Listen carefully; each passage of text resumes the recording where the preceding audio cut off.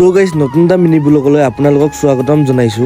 ৰাতিপুৱা ওলালো মামাহঁতৰ ঘৰলৈ বুলি। বিহু বুলি বস্তু কেইটামান দিবলৈ পঠিয়ালে মায়ে। তাকে দিব যাবৰ কাৰণে মৃগাংশুকো কল কৰি মাতি দিলো আৰু দুইটাই মামা ঘৰলৈ বুলি ওলাই দিলো। আজি বতৰটোহে যি ধুনীয়া, কালি ৰাতি বৰষুণ পৰা এতিয়াও ঠাণ্ডা লাগিয়ে আছে। এই ঠাণ্ডাত কপি কপি মৰিগাঁও পাইছিলোহে, আকৌ মৃগাংশু লাগিলে পেচাব। মৰিগাঁৱৰ পৰা ওলাই আমি ধুনীয়া ৰাস্তা এটাৰ মাজেদি গৈ ফাইনেলি আমি ভকতগাঁও পাই গলো। ভকতগাঁৱৰ পৰা সোমাই মামাহঁতৰ ঘৰলৈ যোৱা ৰাস্তাটো ইমানেই ধুনীয়া, সেইটো পাৰ কৰি আমি মামা ঘৰ পাই গলো। মামা ঘৰ পাই দেখো যে আমাৰ কাৰণে আইতা ৰখি আছে, তাতে অলপ বহি লৈ চাহ খাবলৈ দিলে। তাৰ পাছতে আমি চাহটো খাই লৈ দুইটাই পথাৰ ফালে যাব ওলাওতে ভঁৰালতে থোৱা মহৰ শিংকেইটা দেখিলো। তাৰ পাছতে আমি পিছফালৰ পুখুৰী পাৰ পালোগৈ। পুখুৰী পাৰ পাই এনেকুৱা এটা বস্তু দেখি মাঘৰ বিহু ফিল আহি গল।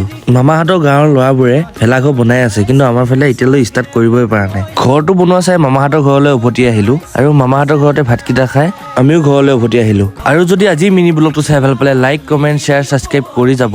আৰু যদি ইনষ্টাগ্ৰামত চাই আছে লাহেকৈ ফলোটো কৰি দিব দেই গাইছ।